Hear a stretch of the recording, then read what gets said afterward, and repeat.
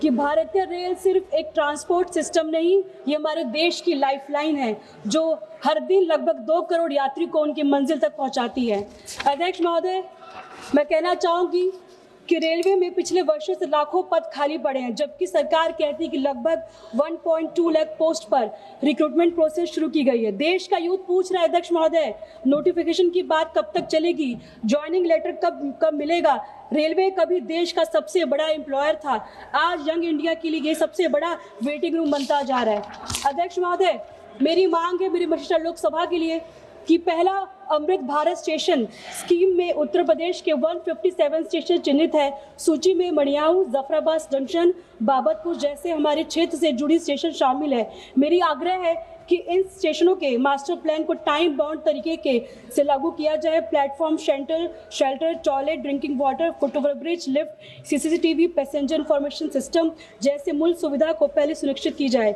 मछली शहरों के राकत जैसे स्टेशनों को भी अपग्रेडेशन पैकेज मिले। कम से कम कस्टमर एमिनिटीज हेड के तहत waiting area, water, toilets, lighting और सुरक्षा की व्यवस्था तुरंत हो, ताकि छोटे स्टेशन भी सम्मानजनक सेवा दे सके।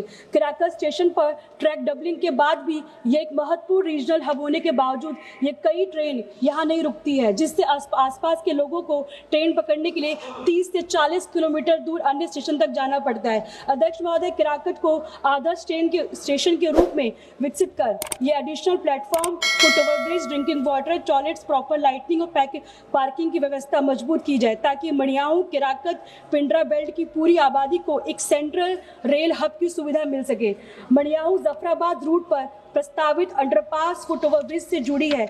मैं आग्रह करती हूँ कि इन अंडरपास आरओबी प्रोजेक्ट्स के टेंडर्स और एग्जीक्यूशन को प्रायोरिटी दी जाए, ताकि बार बार होने वाले जैम और एक्सीडेंट से लोगों को मुक्ति मिल सके। अध्यक्ष महोदय, पूर्वांचल के लाखों युवा रोजगार के लिए मुंबई, गुजरात और दिल्ली जाते हैं, लेकिन ट्रेन और कोचेस कम होने से भीड़ और लंबी वेटिंग लिस्ट की समस्या गंभीर है, खासकर त्योहारों में। मेरी मांग है कि पूर्वांचल, मुंबई और गुजरात रूट पर अधिक ट्रेन चलाई जाए, ताकि एग्जिस्टिंग ट्रेन में जनरल व स्लीपर कोचेस स्थायी रूप से बढ़ाया जाए, ताकि आम यात्री को सुरक्षित और सम्मानजनक यात्रा मिल सके। अध्यक्ष महोदय, सरकार वंदे भारत और बुलेट ट्रेन की चमकदार तस्वीर दिखाती है, पर मछली शहर का युवा, किसान, छात्र आज भी भीड़ भरी जनरल बोगी में जगह के लिए संघर्ष कर रहे हैं। डेवलप्ड इंडिया का सपना तभी सच लगेगा जब हर जगह कनेक्टिविटी होगी और आम यात्री को सुरक्षित समय पर और सम्मानजनक रेल सेवा मिलेगी। इसी आशा के साथ मैं रेल मंत्री से आग्रह करती हूँ कि इन मांगों को गंभीरता से सुने और बजट के साथ साथ ग्राउंड रियलिटी पर भी न्याय बोलने का मौका दिया। वैसे बोलने के लिए तो मैं बहुत कुछ चाहता था, लेकिन समय कम होने की वजह से मैं सिर्फ अपनी मांग ही रखना चाहता हूं। जैसे कि रेलवे सिर्फ यात्रा का साधन नहीं है, बल्कि ये देश की अर्थव्यवस्था, रोजगार और क्षेत्रीय विकास की रीढ़ है। इंडियन रेलवे दुनिया के सबसे बड़े रेलवे नेटवर्क में से एक है और करीब 2 करोड़ 30 लाख रोज लोग इसमें यात्रा करते हैं। लेकिन इस समय हम देख सकते हैं जिस प्रकार से सुरक्षा के साथ कंप्रोमाइज किया गया, आने वाले समय में इस चीज़ को ध्यान रखा जाए। मेरे संभल का एक मुद्दा है जो 20-30 साल से चला आ रहा है। उसके लिए मेरे दादा मोहतरम भट्ट साहब ने भी कई बार मांग रखी और मैं भी उठाता आया हूँ पिछले साल से, जब से सांसद बना हूँ। लेकिन अफसोस है कि सरकार अभी तक इस पर तवज्जो नहीं दे रही। इतने बड़े नेटवर्क होने के बावजूद कई इलाके आज भी रेल की कनेक्टिविटी से वंचित हैं। अफसोस है कि उसमें मेरा संभल भी शामिल है। संभल गजरोला रेलवे लाइन जो कि लगभग इतने लंबे समय से मांग होने के बावजूद कोई इस दिशा में ठोस कदम नहीं उठाया जा रहा है।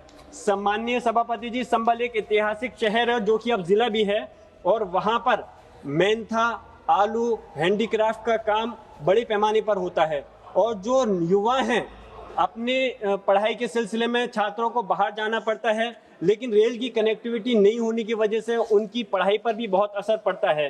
इसलिए मैं आपके माध्यम से माननीय मंत्री जी से निवेदन करता हूं कि इस और तवज्जो दे करके कि जो लंबे समय से ये लाइन का मसला चला आ रहा है, सिर्फ किसी एक के लिए नहीं है, सभी लोगों के लिए है। इसमें अपना बड़ा दिल दिखाते हुए इस रेल लाइन को मंजूर कर दें, जिससे कि लाखों की तादाद की आवाम आपका शुक्रगुजार हो। अध्यक्ष महोदय, मैं आपके माध्यम से अपने कुंदरकी रेलवे स्टेशन जो कि मेरे लोकसभा का हिस्सा है, मैं कि एक तरफ ध्यान आकर्षित करना चाहता हूं कि वहां पर पूर्णगिरी एक्सप्रेस, सद्भावना express, link express Chhapra express, Chandigarh express जैसी ट्रेनों का ठहराव कुंदरकी में सुनिश्चित किया जाना जरूरी है। और मैं बस अपनी बात 1 मिनट में खत्म कर रहा हूँ। मेरे लोकसभा क्षेत्र का एक पार्ट बिलारी और चंदोसी भी है, उसमें मैं आपसे महत्वपूर्ण निवेदन कर रहा हूं कि विशेष रूप से सद्भावना एक्सप्रेस जो कि चंडीगढ़ एक्सप्रेस का ठहराव राजा का सहसपुर और बिलारी में किया जाना सुनिश्चित किया जाए। साथ ही मेरी चंदोसी जो कि लोकसभा का क्षेत्र है, वहां पर ऋषिकेश पैसेंजर ट्रेन जो कोरोना काल में बंद हो गई, मैं खत्म कर रहा हूँ माननीय सभापति, उसे दोबारा शुरू किए जाने के लिए मैं आपसे निवेदन करता हूँ माननीय मंत्री जी से आपके माध्यम से।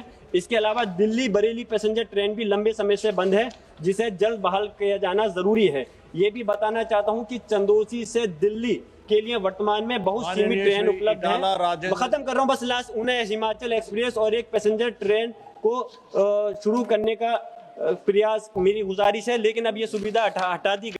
और भाषण का कोई मुकाबला ना शायद कर पाया ना कोई आगे कर पाएगा, लेकिन सभापति जी जहां बढ़ चढ़ के उत्तर प्रदेश के बारे में बीजेपी के लोग बातें करते हैं, स्वयं देश के प्रधानमंत्री जी तीसरी बार उत्तर प्रदेश की जनता के बीच से चुन के गए, वहीं इस रेल बजट को देखने के बाद उत्तर प्रदेश की जनता बहुत निराश है। सभापति जी, उत्तर प्रदेश में अयोध्या से आदरणीय अवधेश जी क्या जीते, उत्तर प्रदेश का बजट बद से बदतर काटते चले जा रहे हैं।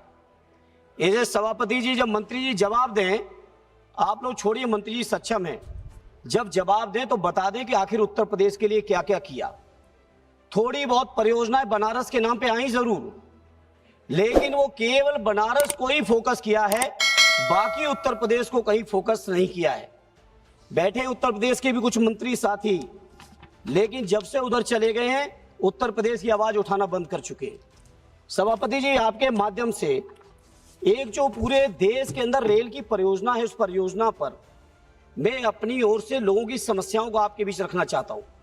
पूरे देश में मेनलेस जो फाटक बनाने के लिए जो अंडरपास बनाए गए, बरसात के महीने में मैं समझता हूं हर जगह का एक ही हाल है कि 2-3 महीने वो पूरी तरह से यूजलेस हो जाते हैं।